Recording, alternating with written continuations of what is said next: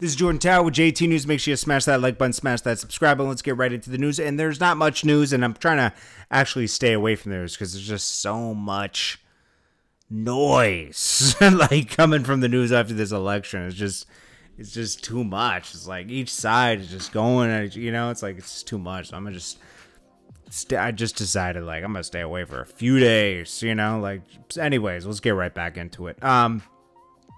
We got Russ and Jack Harlow. They had a basketball game, I guess, against their two teams, and they said a incident broke out between the two of them, but that's actually, Russ says that's false. Something happened where somebody fouled one of his teammates, and there was a little bit of scuffle on the court, and they kept it pushing. Akademiks responds to Ebro. Ebro says that Akademiks ushered in a lot of trash artists of our generation. But Akademiks made a point that, Ebro, you have all the power. You have 12 million listeners at Hot 97, 68 million subscribers at Apple Music. You're the head of Apple Music Rap.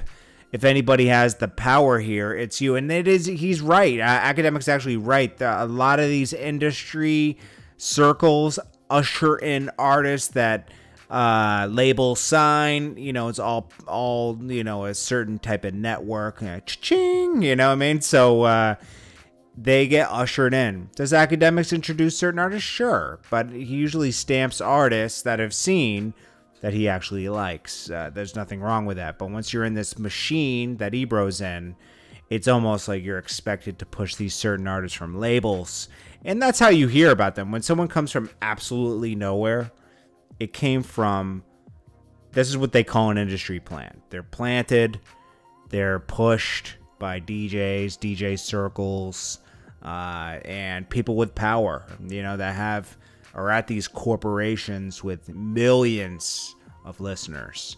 I agree with Akademiks on this one, honestly.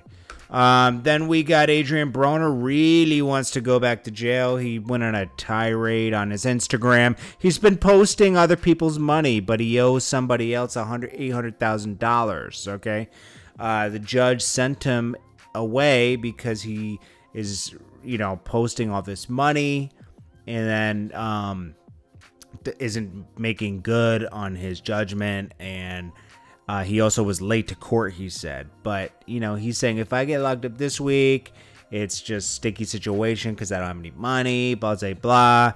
What he really should do is just, I think he has a boxing match coming up in January, he said.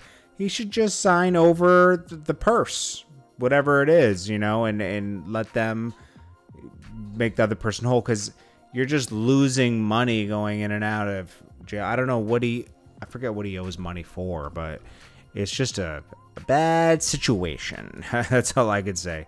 Yeah, and he's just going to keep going in because he keeps right when he got out, he posted somebody else's money, allegedly. It's probably his money, but anyways, he's posting money when he shouldn't be. It's weird. Like, why would you want to go to jail? Like, I don't get it. Like, nobody wants to go. Anyways, that's that on that.